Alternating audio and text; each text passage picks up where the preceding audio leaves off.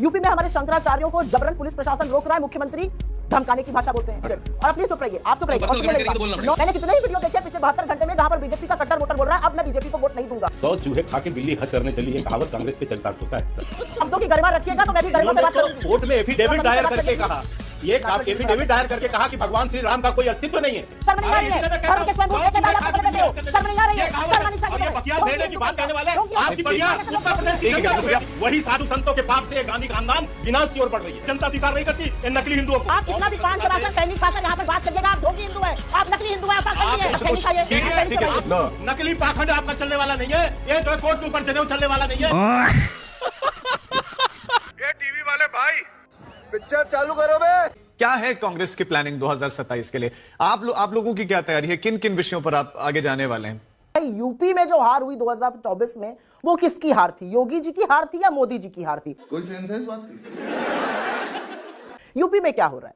UP में हमारे शंकराचार्यों को जबरन पुलिस प्रशासन रोक रहा है, मुख्यमंत्री धमकाने की भाषा बोलते हैं। यूपी में साधु संतों की शिखा पकड़ पकड़ कर घसीटा जा रहा है, उनको पटक पटक कर पीटा जा रहा है। यूपी में मंदिरों के घाट तोड़े जा रहे हैं और उसको एआई वीडियो बताया जा रहा है। यूपी में गोंडा के सरकारी अस्पताल में चूहे पहले दिखे, उसके बाद कुत्ते बेड पर लेटे हुए हैं, लोगों को समझ में नहीं आ रहा है वो कहां जाएं। यूपी में एक सीजेएम पुलिस कर्मियों के खिलाफ एफआईआर का आदेश देते हैं, अनुज चौधरी उसमें इंक्लूडेड है, एएसपी संभल के उनके खिलाफ एफआईआर का आदेश देते हैं, उनका तो ट्रांसफर ही नहीं होता है, उनका डिमोशन होकर उनको सिविल जज बना दिया जाता है। ये यूपी का मॉडल है। अच्छा, अभी 2024 की बात कर रहे थे।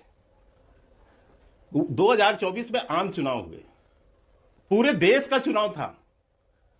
तो राजू जी, पूरे देश में एक स्पेसिफिक यदि आप उत्तर प्रदेश को लेकर ये कहें कि भाजपा हार गई, तो इससे ज्यादा राजनीतिक दिवालियापन हो ही नहीं सकता।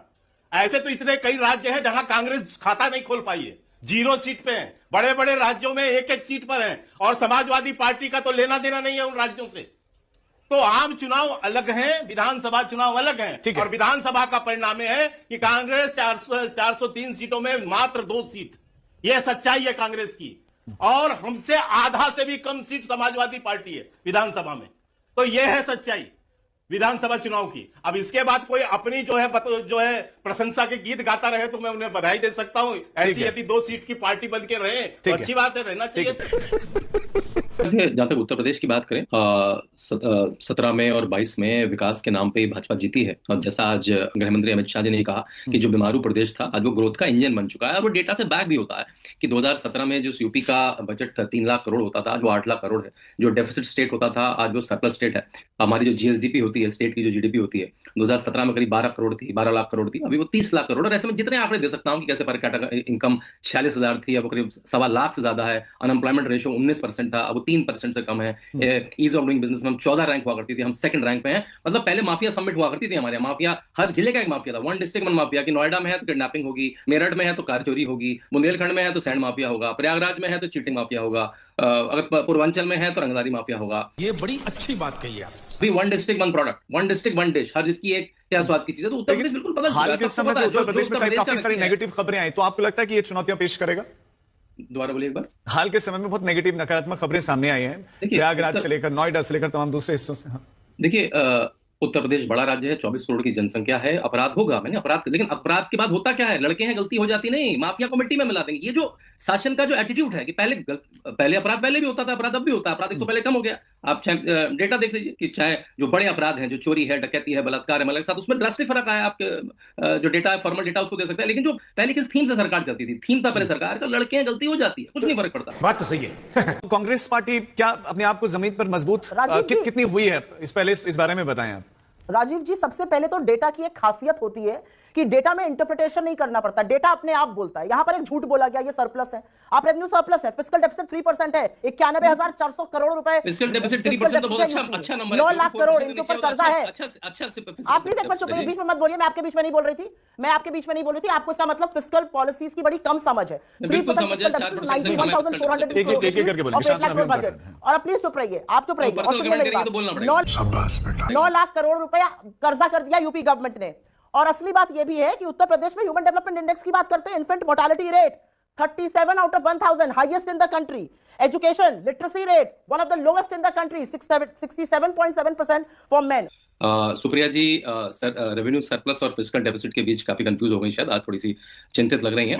समझ गया मैं। उनके लिए और दर्शकों के लिए बता दूं, जो रेवेन्यू रिसीप्ट और रेवेन्यू एक्सपेंडिचर का डिफरेंस होता है वो रेवेन्यू सरप्लस होता है, जिसमें उत्तर प्रदेश रेवेन्यू सरप्लस है, और जो टोटल एक्सपेंडिचर टोटल रिसीप्ट का जो डिफरेंस होता है उसको आप फिस्कल डेफिसिट करते हैं, जिसमें उत्तर प्रदेश 3.5% जो फिस्कल पॉलिसी के अंदर है। पहली बात। दूसरी बात, उन्होंने कहा IMR इन्फेंट मोर्टालिटी 54 हुआ करता था अखिलेश यादव ने सरकार छोड़ी, इस समय 32 है जो लेटेस्ट डेटा रिपोर्टेड है। मैं आंकड़ों में जाने के बजाय आपने कहा धर्म, अगर इतना ही अच्छा चल रहा तो विकास के नाम पर वोट डालिए और वोट मांगिए, धर्म के नाम पर शमशान कब्रिस्तान क्यों करते हैं? लेकिन अब जो आप धर्म पर कर रहे हैं वो आपके लोग भी और आपका वोटर भी समझ रहा है। मैंने कितने ही वीडियो देखे हैं पिछले 72 घंटे में जहां पर बीजेपी का कट्टर वोटर बोल रहा है अब मैं बीजेपी को वोट नहीं दूंगा। अच्छा, अगर साधु संतों की शिखा पकड़ पकड़ कर उनको पीटा जाएगा, अगर शंकराचार्यों को गरियाया जाएगा, अगर उनको पुलिस और प्रशासन की प्रबलता दिखाई जाएगी और मुख्यमंत्री नहीं, लेकिन सुप्रिया अगर इतनी प्रॉब्लम्स हैं भी, लेकिन सवाल यह है कि क्या ऑप्शन के रूप में कांग्रेस उतनी मजबूत है ग्राउंड पर? लगे अत्याचार। मेरा अपना मानना है कि इंडिया गठबंधन जो यहां पे है वो बिल्कुल मजबूत है। 37 सीटों से बीजेपी ऐसे ही डाउन नहीं हुई थी। यहां पर कहा गया वो जनरल इलेक्शन था। अरे जनरल इलेक्शन में आप 400 पार करने वाले थे, आपको 240 पर इस देश की जनता ने तब पटकाना जब इंडिया गठबंधन एक साथ खड़ा था, और वही यूपी में भी हुआ। 37 सीट आप डाउन थे। मुझे पूरा विश्वास है कि हम और हमारे घटक दल मिलकर अगली सरकार बनाएंगे। सपना को देखना अच्छी बात। शिवम जायसवाल मुख्य अभियुक्त जो कोडीन कांड चल रहा है यहां पर कफ सिरप का, वो देश छोड़कर भाग जाता है। ये है यूपी, और उस पर आप बकैती करेंगे यहां पर बैठकर? किस तरह की बातें हो रही है भाई? ठीक, अभी बता है भाई, अभी बता है। अभी कांग्रेस की प्रवक्ता आध्यात्म की बात कर रही थी, साधु संतों की। 100 चूहे खा के बिल्ली हज करने चली, ये कहावत कांग्रेस पे चरितार्थ होता है। अजी जी, अभी सारे साधु संतों के आराध्य कौन है? अपने शब्दों की गरिमा रखिए तो मैं भी गरिमा से बात करूंगी। कोर्ट में एफिडेविट दायर करके कहा, ये एफिडेविट दायर करके कहा कि भगवान श्री राम का कोई अस्तित्व नहीं है, ये कांग्रेस पार्टी का काला अध्याय है। और साधु संतों के अपमान की बात करती हैं आप। कितने साधु संतों को इस संसद के रास्ते पर करपाती महाराज जी के जो नेतृत्व में प्रदर्शन था, गोलियों से भून डाला, गायों को भून डाला, और उसी के पाप का असर है। वही साधु संतों के पाप से गांधी खानदान विनाश की ओर बढ़ रही है। इन साधु संतों की हत्या करने का, इसका भी पाप जो है कांग्रेस पार्टी पर है। आप बैठकर यहां साधु संतों की बात कर रही है।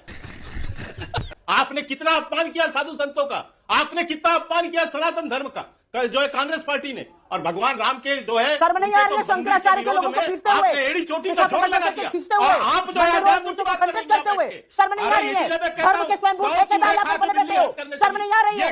शर्म आनी चाहिए। और ये बखियाल भेड़ने की बात कहने वाले आपकी बढ़िया उत्तर प्रदेश की आपको मौका 403 में 2 सीट पर खड़ी है, इसके बावजूद इतनी जो है 2 सीट पर तुम भी, यही है आपकी सच्चाई, यही सत्यता है आप लोगों की। उत्तर प्रदेश की जनता ने और बात करते हैं सनातन धर्म की, समाप्त कर दिया है उत्तर प्रदेश। साधु संतों को पीट रहे हो, जितनी जल्दी पहचान जाइएगा उतना अच्छा होगा आपके लिए। हमारी आस्था और के इस साथ तरह कर रहे हो, से यहाँ पर बैठ के बात कराओगे। अपमान करना बंद कर दीजिए, और इस तरह से नहीं चलेगा। आपका ढोंग यहाँ नहीं चलेगा, आपका पाखंड नहीं चलेगा। जब चुनाव आएगा ना, तब ये जो ढोंगी पाखंडी बन के घूमते हैं ना, आप माला पहन के, ये जनता स्वीकार नहीं करती इन नकली हिंदुओं को।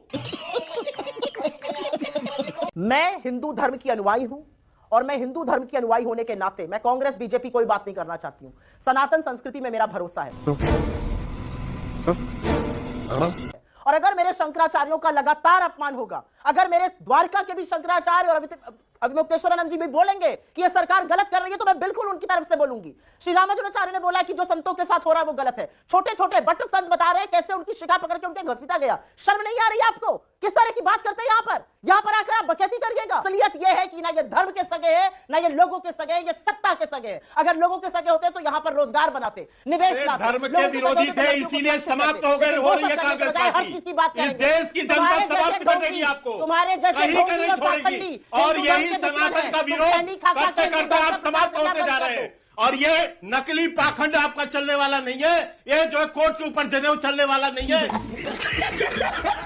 आप कितना भी कान चबाकर खैनी खाकर यहाँ पर बात करिएगा, आप ढोंगी हिंदू है, आप नकली हिंदू है, आप पाखंडी है। यही बदतमीजी है आपकी। आप डिबेट नहीं कर पा रही है, आप डिबेट नहीं कर पा रही है। आपको सही जवाब मिल रहा है, इसलिए आप व्यक्तिगत आरोप लगा रही है। आप व्यक्तिगत आरोप लगाएंगी, आप हार मान गई। आप खैनी हार मत मान खाइए, चुकी हैं। आपके स्वास्थ्य के आप लिए भी डिबेट खराब है। नहीं कर पा रही हैं। आपके आपके स्वास्थ्य पास के लिए भी तर्क खराब है, नहीं है, खैनी खाना बंद तथ्य नहीं है, कीजिए। बातें हिंदुओं के करने का मंदिर तोड़ना आपके बंद पास करिए, कोई मुद्दा हिंदुओं की नहीं है। मूर्तियां खंडित इसलिए करना आप बंद व्यक्तिगत करिए, आरोप लगा यहाँ रही पर हैं, बैठ के मैडम। बकवास ये मत सच्चाई करिए। है। सबको आप पता है क्या डिबेट कर रहे हैं आप, करने हमारे के सनातन काबिल नहीं संस्कृति है। के आप साथ। यही ठीक है, सच्चाई है व्यक्तिगत आपकी। टिप्पणियों से बचेंगे और दोनों फिर से एक साथ बोल रहे हैं तो बात दोनों की नहीं आ पा रही। नहीं, मैं ठीक है, के शर्मा जी आपकी बात है। दूसरी आशुतोष, आरोप लगाती हैं। आप खैनी आशुतोष, खाइए, ठीक आप है, खैनी ठीक है, खाइए। शुक्रिया प्लीज। मुझे मजबूरन फेडर डाउन करना पड़ेगा ना, मुझे मजबूरन दोनों का फेडर डाउन करना पड़ेगा। आशुतोष, बहस नहीं कर पा रही हैं। आशुतोष, अपनी आपके बात पास तर्क नहीं बचे हैं। हमने हिंदू धर्म से बहिष्कृत कर रखा है राहुल गांधी को।